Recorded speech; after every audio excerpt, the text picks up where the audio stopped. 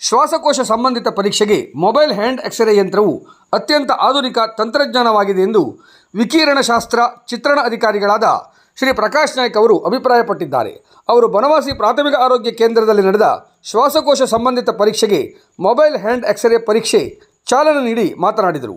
ತಾಲೂಕಾ ಹಿರಿಯ ಕ್ಷಯರೋಗ ಚಿಕಿತ್ಸಾ ಮೇಲ್ವಿಚಾರಕ ಉದಯಶಂಕರ್ ಅವರು ಮಾತನಾಡಿ, ಕ್ಷಯರೋಗವನ್ನು ಪತ್ತೆ ಹಚ್ಚುವಲ್ಲಿ ಮೊಬೈಲ್ ಹ್ಯಾಂಡ್ ಎಕ್ಸ್ರೇ ಪರೀಕ್ಷೆ ಅತ್ಯಂತ ಆಧುನಿಕವಾಗಿದ್ದು ತುಂಬ ವಿಶ್ವಾಸಾರ್ಹವಾಗಿದೆ.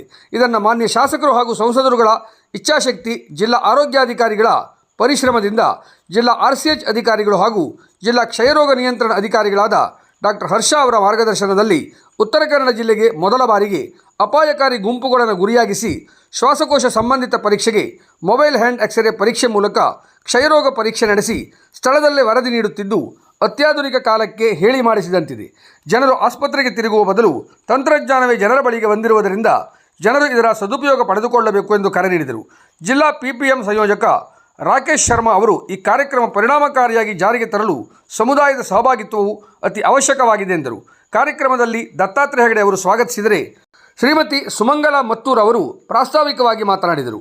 ಫಾರ್ಮಸಿ ಅಧಿಕಾರಿ ಯಶವಂತ್ ಅವರು ಕಾರ್ಯಕ್ರಮ ನಿರ್ವಹಿಸಿದರೆ, ಸಮುದಾಯ ಆರೋಗ್ಯ ಅಧಿಕಾರಿ ಕುಮಾರಿ ಲತಾ ಛಲವಾದಿಯವರು ವಂದಿಸಿದರು. ಕಾರ್ಯಕ್ರಮದಲ್ಲಿ ಪ್ರಾಥಮಿಕ ಆರೋಗ್ಯ ಕೇಂದ್ರದ ಸಿಬ್ಬಂದಿಗಳು, ಸಮುದಾಯ ಆರೋಗ್ಯ ಅಧಿಕಾರಿಗಳು, ಆಶಾ ಕಾರ್ಯಕರ್ತೆಯರು ಹಾಗೂ ಸಾರ್ವಜನಿಕರು ಉಪಸ್ಥಿತರಿದ್ದರು. ಕಾರ್ಯಕ್ರಮದಲ್ಲಿ 50ಕ್ಕೂ ಅಧಿಕ ಫಲಾನುಭವಿಗಳು ಶ್ವಾಸಕೋಶ ಸಂಬಂಧಿತ ಪರೀಕ್ಷೆಗೆ ಒಳಗಾದರು.